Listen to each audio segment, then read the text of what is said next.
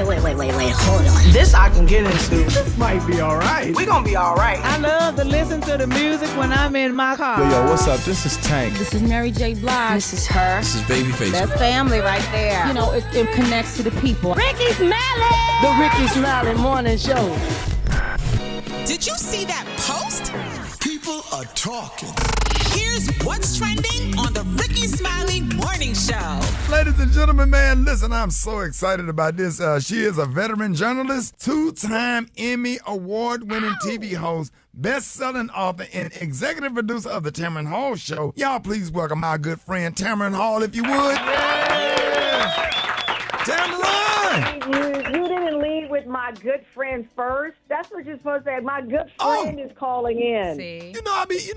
I'll be trying not to name drop. Listen, I really, really appreciate everything that you've done to me, and I do consider you a friend and a sister, and I absolutely love you. And my good friend Tamron Hall, ladies and gentlemen. Come on now. I'm actually happy that we're on the phone because whenever I'm in the room with you, I start crying. Because you're just so kind and sweet, and I love how you have used your story and your life as an inspiration and an example. And I love the fact that we both have children around 5 or 6 years old. So hey, we got to do a play date, Tamron, for real. No, we're not doing a play date. I will do a drop-off. I will do a drop-off, and you can have the twins and Moses and the twins. They can kick it. Y'all can do hair. Y'all can do all that stuff I see on your TikTok. I'm doing a drop-off and a stamp, and drive it off. That's what I'm doing. Hey, Tamron, say what's up to your friend Alfreda's. Hi, sunshine. Hi, beautiful. First of all, can I just tell you how thrilled I am that Alfreda's and I have been best friends for more years than I can count on my hands. And the fact that she's now with you, it's like birds of a feather flock together. Right. Good people find good people. So I'm so happy that y'all are together. I'm so jealous. I'm ready to just give up this TV thing and move in with y'all. I got a babysitter with Rickey, and I get to hang with my bestie. I'm joining the show. Let's go. Come on now. Hey, Alfred, we're going to make you an honorary member, official. Let's make it official. Come on, Dave. That sounds unpaid. Nope. Yes. Unpaid. I don't know. Get that money right. Listen. Let's get to it. Tam, congrats on making the New York Times best-selling list with your new book, Harlem Honey, The Adventures of a Curious Kid. Listen, Moses and y'all, I have had the pleasure of being around Moses. This baby, oh my gosh, he is so Tamron. He is so your child. But let me ask you something. Definitely that. Oh my gosh, is it motherhood that interested you in children's books? You know what? I have to say yes, because obviously this wasn't front of mind. Rickey, you've written your memoir. You've written books about your life. It's not something you're expecting until it happens in your life. And with Moses, he was born in 2019, and at our house, as Alfreda says, he's outgoing. He's Mr. Talkity Talk. He's got a comment. He's like Gary. He's got something to say about everything. And then he goes out into the world, and he would go into the world. He would hide behind a grocery store. He didn't go to his first birthday party until he was 2 years old because I had to keep a stricter COVID protocol because I'm a single hosted show. So if I went down, so to speak, the show would go down. People don't realize we do 170 shows a year. We just passed 1,000th episodes, and they're all single hosted.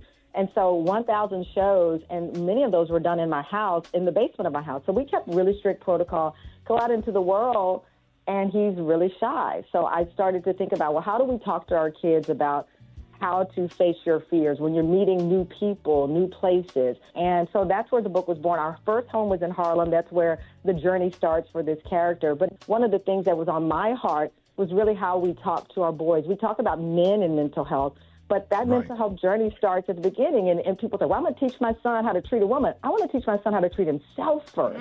And then that determines how he treats whatever partner he chooses to have in his life. So this is really, it's an adventure. It's fun. We go to Sylvia's, we go to the Apollo, but in truth, it's curiosity can help us overcome our fears. So when we're walking down the street, I let him ask 1,000 questions, even though I'm hoping that I'm like, is this the last question this child's going to ask me? But curiosity makes them confident, and it gives them some sense of participation. So that's why I wrote the book. I know that was a long answer, but that's the truth. And I have to say, you opened so many doors for black women in the media. And I want to ask you, what is your advice for the next generation of dreamers that's trying to break through? You know, I just went to the NABJ in Houston, and it was a full circle moment because I went to my first one, like early 90s, and then going back this week to do their conference.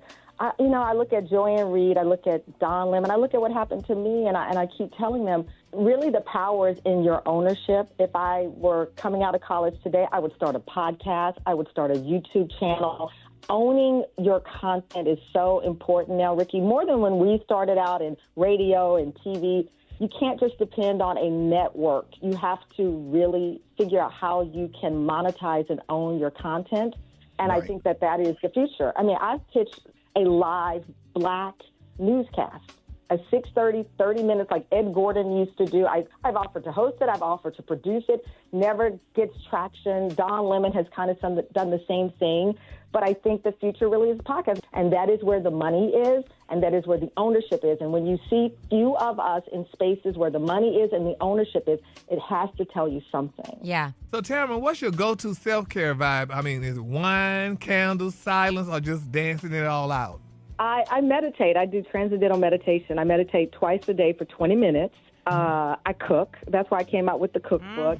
And yes, I enjoy wine, a lot of it, probably too much. But yeah, for me, honestly, I meditate. You know, I pray before I get out of the bed. I pray actually before I even walk out on our studio floor. I mean, when Ricky was there, because I want to be an example. I want to be a vessel of positivity. I mean, when Ricky comes on the show, I'm like, it's not that I don't like talking about negative things, because sometimes you do have to address those things to get to where you need to be.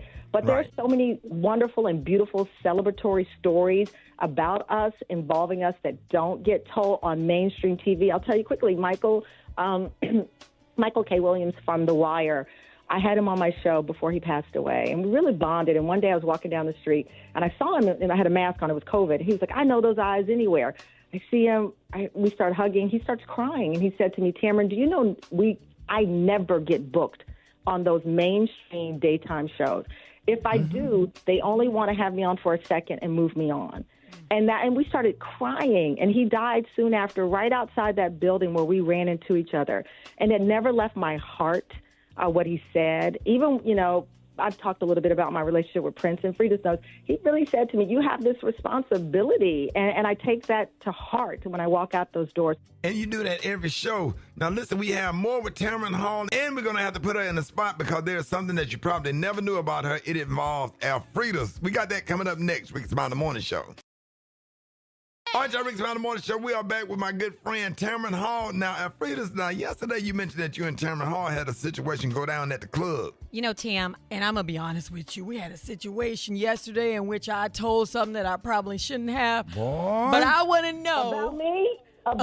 About us. About Y'all us. was at the club, Tamron? She said y'all was at the club. Listen, let me tell y'all something you don't know about Tamron, because I was going to ask you what people would be shocked to know about you. Tamron is a ride or die. Okay, she is if she's with you, you ain't got to worry. She will give you the shirt off her back. This is who she is. Just always has been that way. But what is something? You're buttering me up. What Okay. Tell them? No, I just want to Give know. her a question. Tamron, you remember that time that girl pulled my hair and you threw the glass at her? Oh, my God. Yeah. Georgia almost got me put in jail. True story. We're walking in a club. Some random woman, we're going to, I don't know if it was Club Prime. It was somewhere in Dallas. We walk in the club. I see the girl out of the side of my eye, and I'm like, what is she doing? She walks up. She threw it? I think she threw a glass at you. It was some basketball player. There's a lot of basketball players involved in this story, but we won't name. There's that. A basketball player. I was dating a basketball player. She was dating a basketball. This is the 90s. And then you can do the math of the rosters of the team and figure it out. So there we are at the club.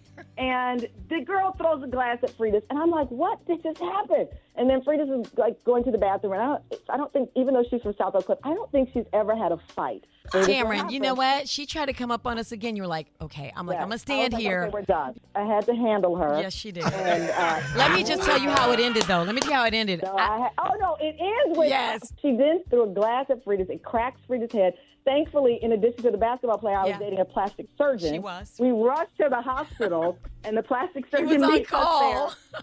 to, he was on call. And you know what? I just looked him up. He's still a surgeon, by the way. Shut up. He did a really great job on my forehead. He stitched it right up. He really did. And he's still handsome. And really? Yeah. That is ride or die. When I tell you that's ride or die, that's ride or die. Yes, Man, come on. I love it. My husband's on a plane somewhere, so he's not hearing that I looked up some expert. The stories we have. Oh, my gosh. Oh, yes, we do. I think that would be the most surprising thing. People, they see you on daytime and they know the role that I play. And I'm very happy listen, to be trending the next day that you're fired, to come back, it's been just I'm so grateful. It's like we just got renewed for 7 seasons. But in truth, a lot of things happen on the road to getting to this 7th season. But I think that would be the most surprising thing, that Alfred has had me fighting in nightclubs for many years. That was not the only time. Like a hood girl. It was not the only time. That's that Oak Cliff. That's that Oak Cliff. JT and Kareem, we were the City Girls before the City Girls. Thank you. Okay. Let them know. We are so happy to have you. And I want you to come on the show more. And you're welcome to come on this show anytime. No, I'm not. I'm not an honorary guest. I will be paid for my time. Come on. I'll cash app you. Tamron, I'll cash app you. You got to first pay us, hell. And then you get paid. Wow, Gary. I keep seeing people put that on their Instagram. I need to put a Cash App link. I'm going to do that right now. Let me get to business. I love you all. Thank you for celebrating Harlem Honey. It's available wherever books are sold. Ricky, I sent you a copy of it. I hope you read it to the girls. And Gary, I'll read it to you over wine. Oh, now don't. Okay. Because he can't read. Tamron, he can't read now. Tamron, reading is fundamental, baby. I said I would read it to him. I see them scripts coming in, just stumbling through names. Okay, girl. I'm going to let you make it. Y'all give it up and show your love. Tamron Hall, y'all. Come on. Yes. More Rickey Smiley Morning Show coming up.